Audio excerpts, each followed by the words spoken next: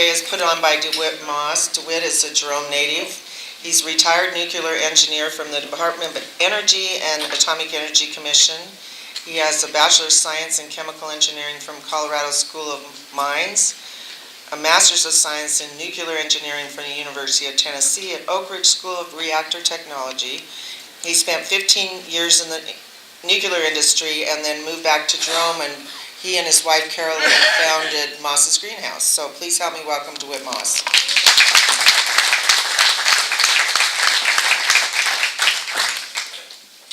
Okay, I want to thank you.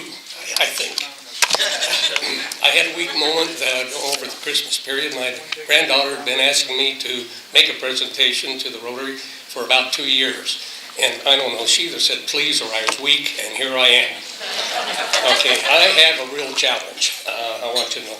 I need to kind of be able to present to you the status of the nuclear program, and since I had quite a bit of involvement with the weapons, I've also included our nuclear arsenal. To get to this point, though, I need to just take one moment and tell you what the process of fission and fusion is. Unless some of you are physics majors, this may not be common terminology. Basically, there is one isotope that fissions. It is uranium-235. There are two man-made isotopes that fission, and one of them is plutonium-239, and the other one is uranium-233. Those are the fissionable isotopes that we're going to talk about. On this paper, since I had to get down, we engineers talk only in numbers. Okay, and since I had to get all of these numbers down so that I could remember them, I thought I should share them with you. That is the basis of this paper that has been handed out to you so that you can follow along. I can skip over some numbers and you won't be lost. Once you understand the concept, an atom of uranium-235 is impinged with a neutron. It splits, okay? And in the process are two fission products that are formed, but the mass of those fission products, if you recombine them, is less than the uranium atom you started with. That change results in a significant amount of energy. That is the concept of nuclear fission. Just while I'm briefly on it, fusion is the next concept. Fusion atomic bomb. No, excuse me, fusion is the hydrogen bomb. Okay. Fusion is the combination of heavy atoms of hydrogen, deuterium and tritium, and they are impinged on one another, and the same concept happens. They are less mass than what you started with, and as a result, a tremendous amount of energy.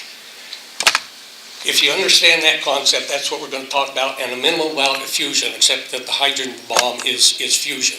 You cannot get a hydrogen bomb without a fission bomb. It takes an atomic bomb to implode inward and force the combination of deuterium and tritium to produce a hydrogen bomb. Fundamentals. Okay, let me just bring you up to date on the history. Many of you are of the age that we will remember this. 41 to 45, the Manhattan Project developed the atomic bomb. And we needed U-235, and the gaseous diffusion plant at Oak Ridge was developed. This plant is monstrous. This takes gaseous uranium-235 and 238 and pumps them through miles and miles and miles of filter systems so that this little U-235 atom comes out at the end and the U-238 is blocked off in light. And we can do this up to about 93% enrichment, in which we light for bombs. You can also pull off any other side and get 4% enrichment, which we use for nuclear fuel in a civilian power reactor. We also knew if we liked uranium, we would love plutonium. And that is the basis of the plutonium production reactors at Hanford, Washington. Initially, 3 or 4 of them were operated to provide the bomb material, and eventually 9 of them were operable to produce plutonium predominantly for weapons. Putting all this together occurred at Los Alamos, and that was under the direction of a gentleman by the name of Robert Oppenheimer. And the Manhattan Project was under General Grover, I think, yeah.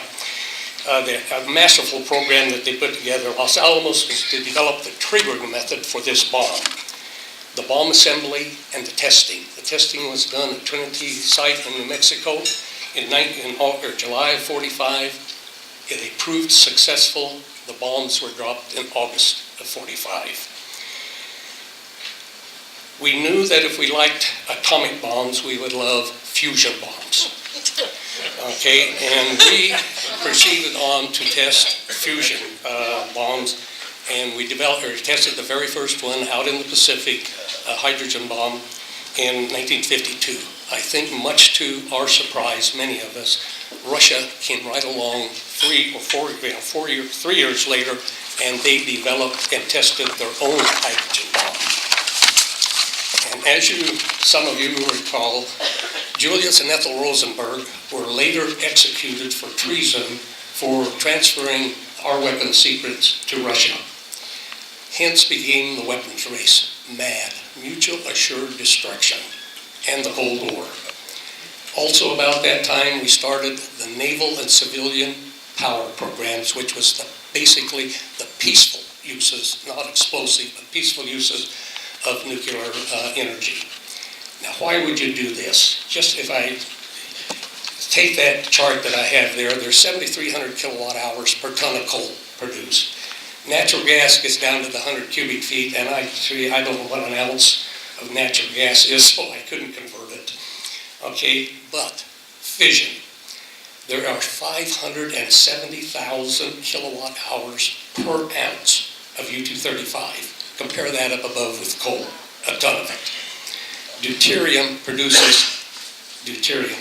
The fusion concept for the hydrogen bomb produces 5 times that amount, in other words, 2,600,000 kilowatt hours per ounce.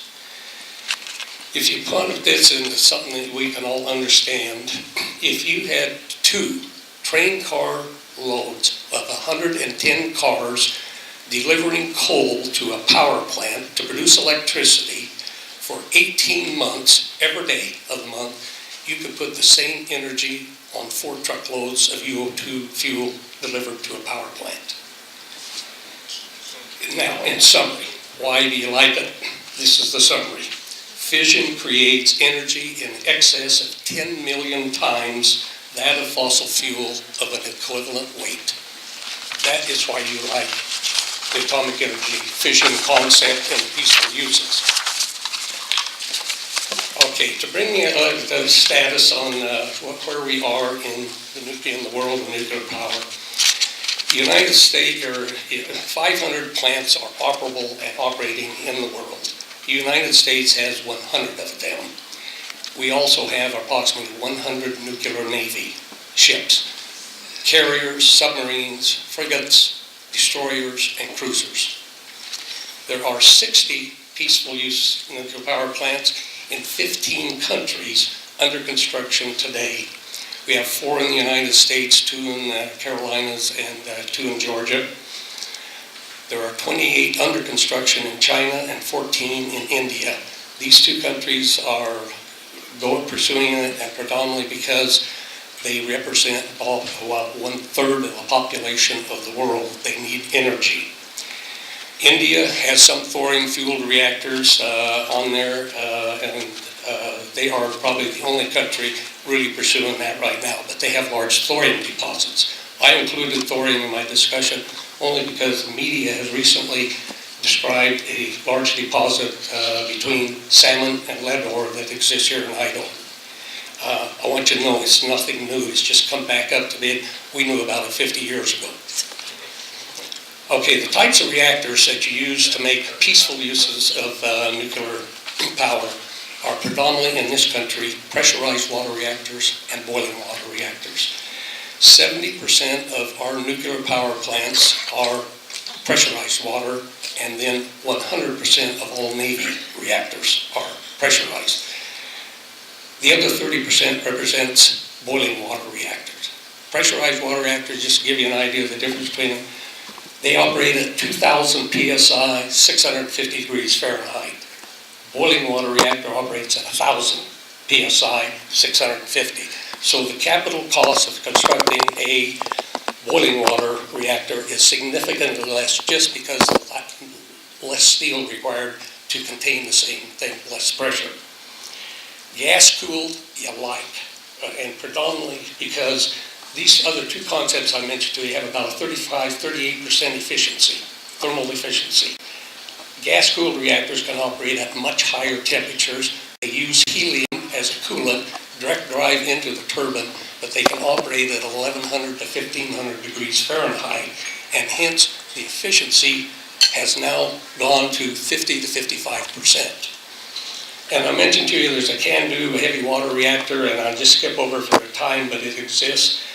And then you look at the future. Where do we go? And liquid metal fast cooled, the liquid metal cooled fast breeder reactor is the concept. There are about 5 of them operable in the world. The United States used to have 2. We started to build a 3rd, and politics kicked in, and that has entirely been defunded now. But the reason you like fast metal, listen to the word breeder. That plant, operated and designed properly, you can start with 100 pounds of fissile material, operated for about 10 to 12 years, produce all of that power, and you will end up with approximately 200 pounds of fissile material to take care of the next generation of reactors. It is a true breeder. And the way it happens, the reason you like it, the efficiency is great because the coolant is liquid sodium, a tremendous heat transfer capability. But also important, when you get it in there, the sodium is impervious to neutrons. It doesn't soak them up. So every neutron that you get from a fission goes right to another fission or a breeding concept. How the nuclear electricity produced from nuclear power.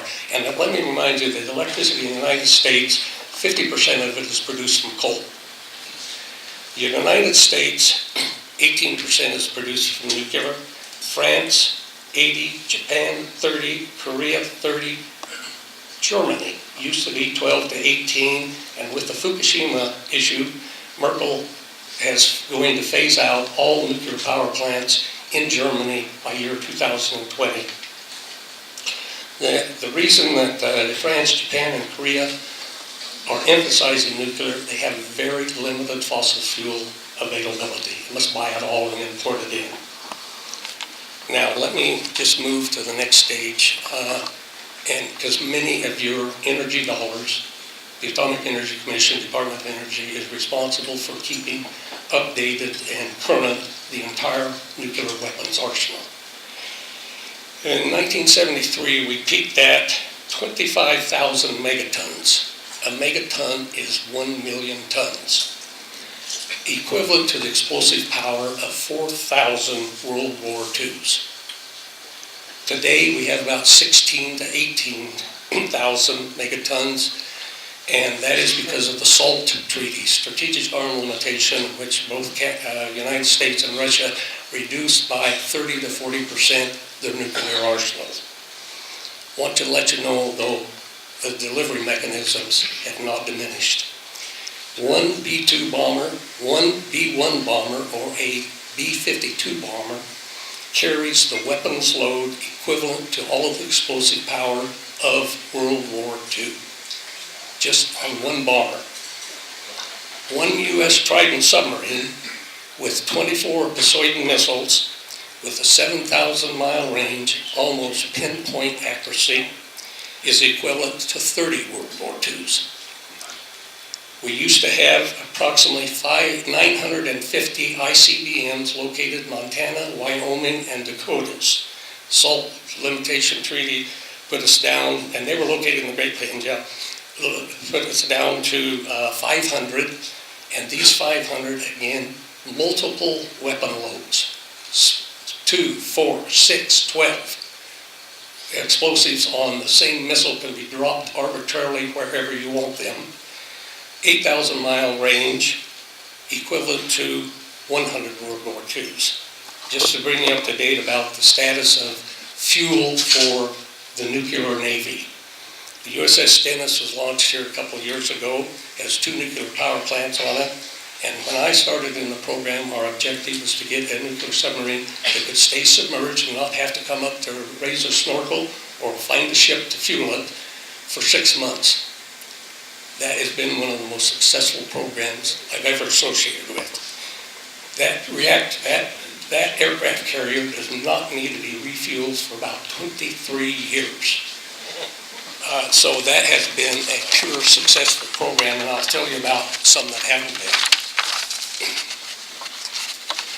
Okay, is it safe? Let's talk about the 3 reactor accidents we're all familiar with. 1974, 3 Mile Island.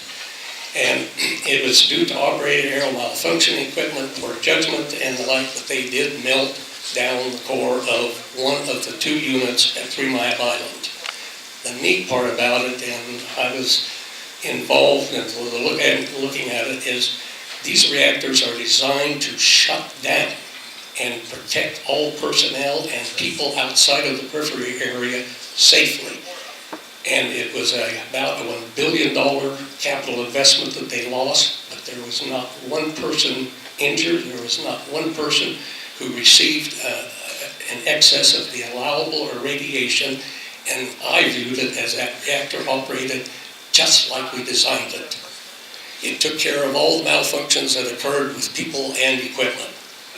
Now, you cannot say the same with Chernobyl. That is the granddaddy of all. And it was a plutonium production reactor to provide fuel, plutonium fuel for weapons in Russia. And due to a series of errors in there, in 5 seconds, that reactor rose in power to 500 times its design limit. And as a result, because it had a carbide moderator in it, and that's plutonium reactors can have that, the carbide caught fire, there was an explosion, there was fire, and 7 million curies. And for those of you who are not familiar with curies, let me assure you that is a bunch. Was released, and there are hundreds of deaths and thousands of square miles contaminated and will still be contaminated. Fukushima, Japan, in 2011, more recently. Again, these reactors are designed to operate under the most stringent of conditions and account for about every feasible accident that you can analyze for. What they did not account for was an earthquake 5 or 10 miles off the coast of Japan. A 50 and 90 foot tsunami hit the reactors, and they in fact all shut down. But the problem is when they shut down, some of these reactors if it's a recent shutdown, they are extremely radioactively hot, and that radioactivity will cause boiling or melting. In this particular case, that tsunami also wiped out the backup power. So they had absolutely no additional coolant. In some of the pools, they boiled them dry, and this was reactor fuel that been out of the reactor for days, months, and a few years. In the one reactor that shut down, there was a hydrogen explosion in it, and it eventually shut down. But, and I can't talk about the deaths because I don't have that number, but I can tell you that the little town next to it, 18,000 people are still unaccounted for from that tsunami. The result, as I want to summarize for you how bad it is or how good it is, those 3 releases represent significant accidents in reactors, but for 15,000 years of reactor operation. Acceptable, that's a personal choice. Talk to you about problems very quickly. Nuclear power is getting to be very expensive, and part of it is an environmental and the safety analysis that you have to go through. Secondly is typically labor and materials costs. 10 to 20 years ago, we built a nuclear power plant for somewhere in the $2,000 to $2,500 per kilowatt, and this was generally 1,000 megawatt. You need large sizes to get economy. Today, those capital costs have increased by a factor of 4.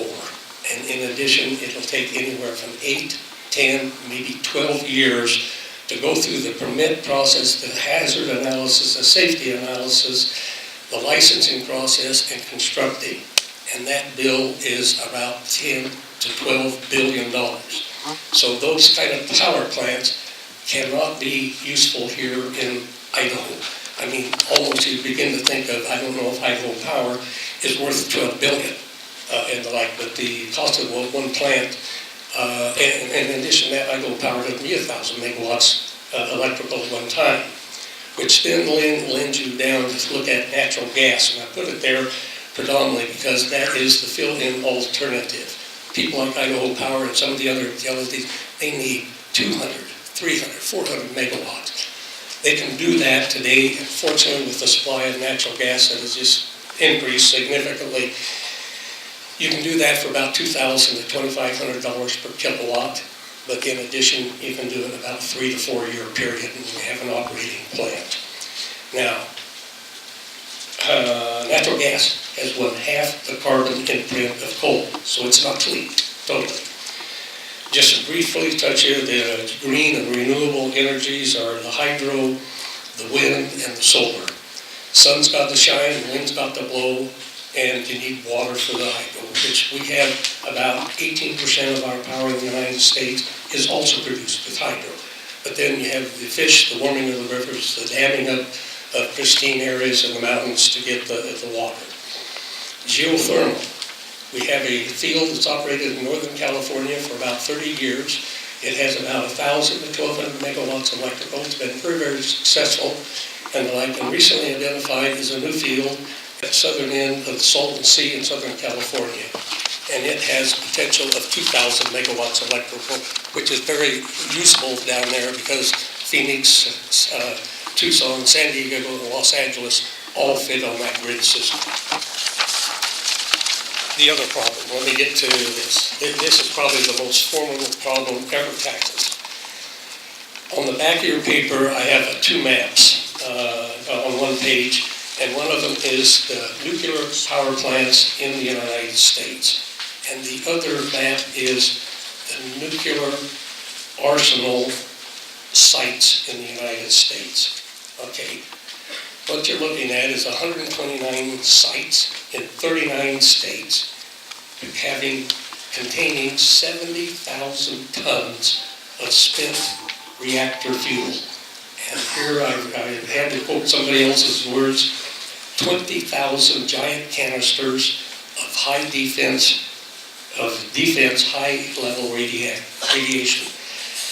Okay, this 70,000 tons you would love to reprocess, and predominantly because whenever you pull a fuel element out of a reactor, you've just used 1 or 2% of the available energy that you have in there.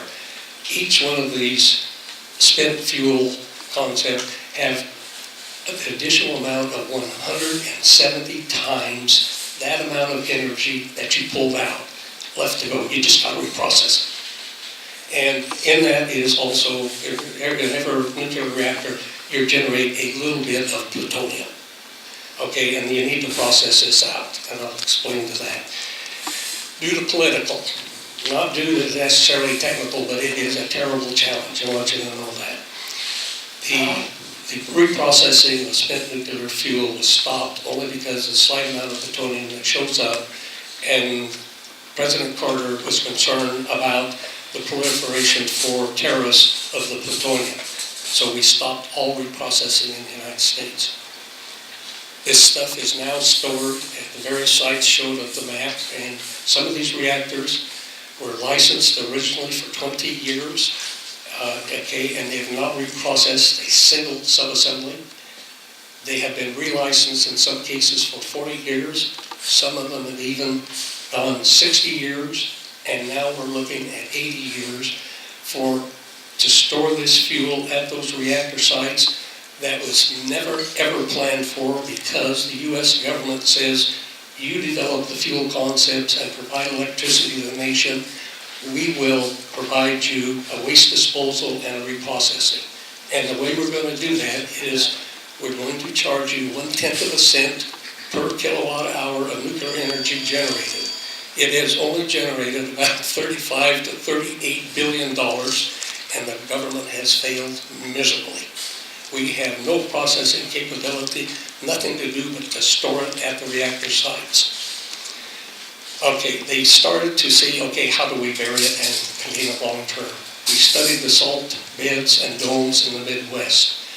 So long story short, the reason you like salt domes, it represents about 1 million years of stable geological activity.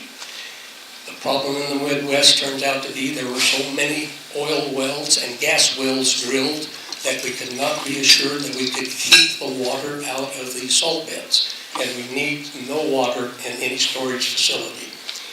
We studied that for 30 years in Bannon. About that, 10 years before that, we said, okay, let's look at another site, and we looked at Yucca Mountain, about 100 miles north of Las Vegas.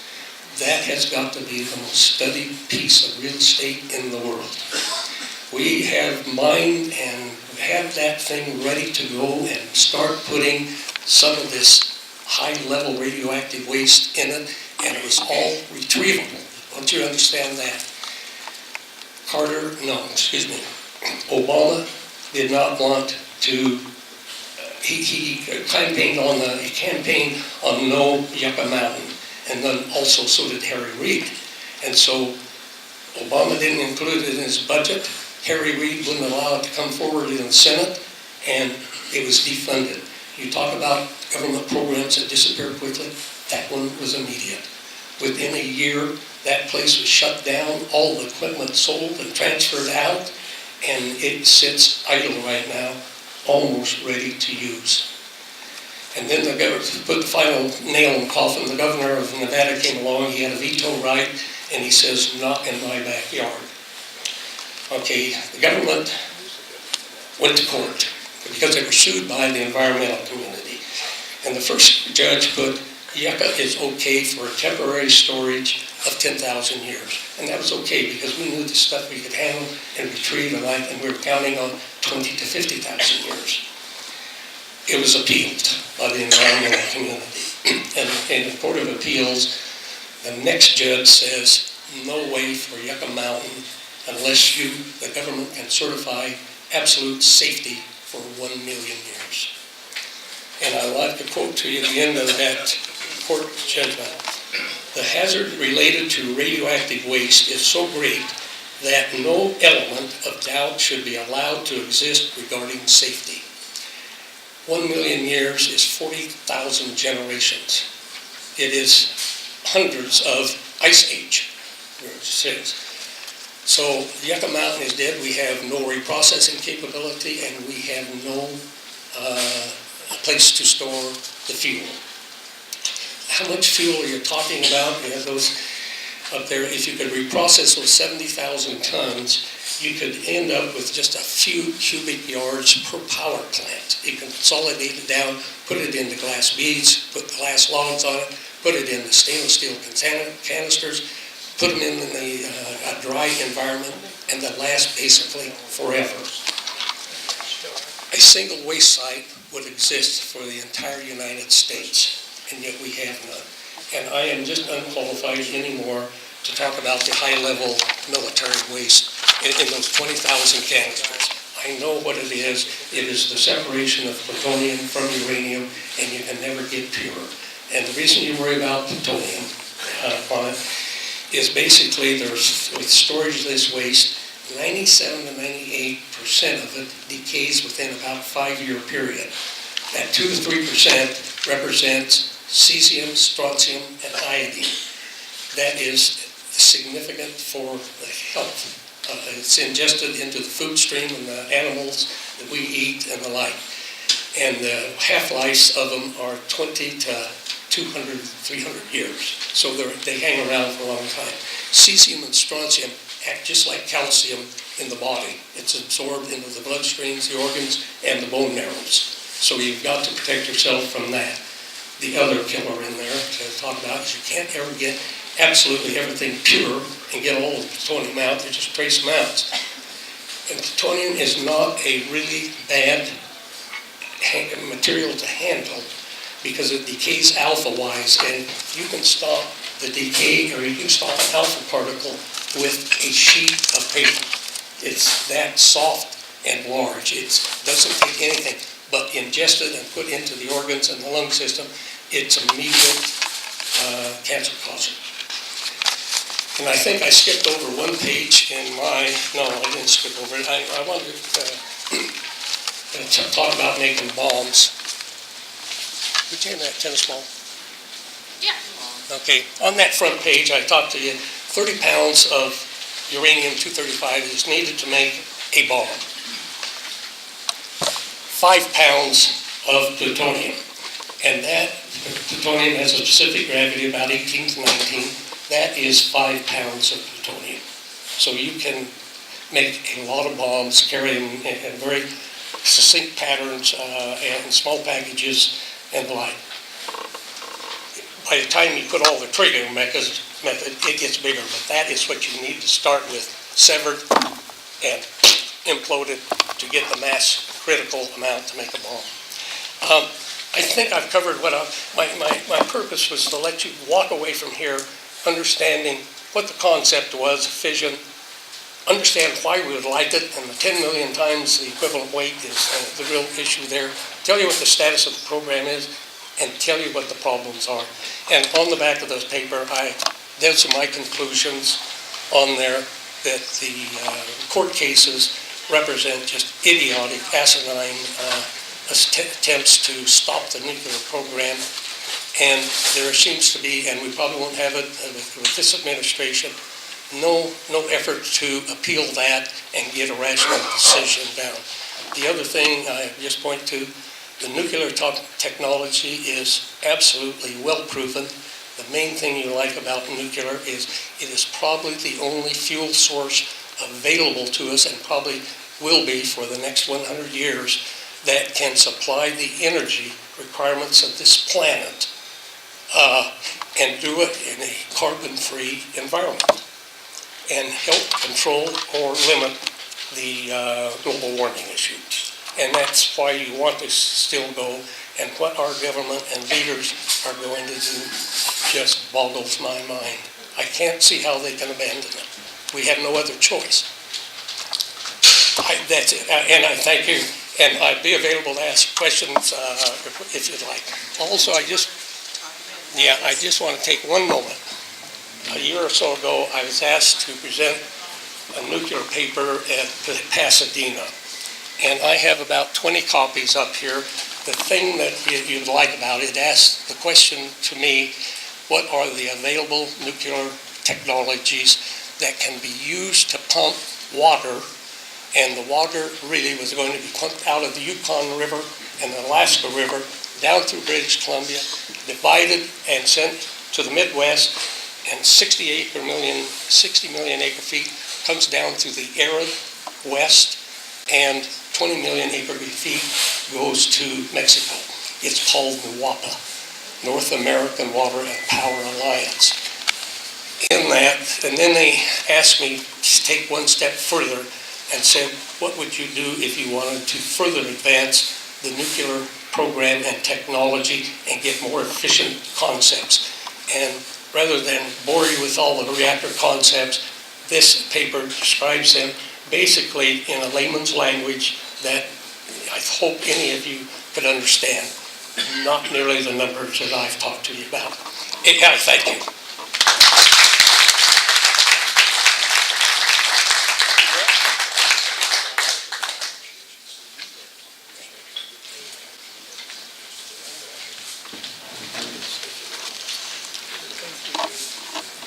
Kevin, I would recommend that you don't put the information about bomb making on the website. I'd hate to see all of us in lockup by the TSA folks.